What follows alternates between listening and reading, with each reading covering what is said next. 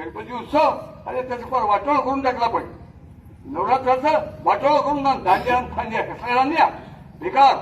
हिंदू समाजाने दांडिया खेळणं म्हणजे हिंदू समाज आजही आपला हटकेपणा गुळगेपणा निपुसकपणा टाकायला तयार नसल्याचं लक्षण आहे. नाही जमणार.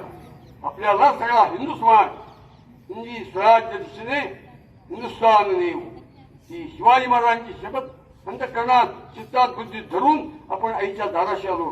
गणपती उत्सव आणि त्याचं फार वाटोळं करून टाकला. पण नवरात्राचं वाटोळं करून ना दांडिया फांडिया कसल्या दांडिया बेकार.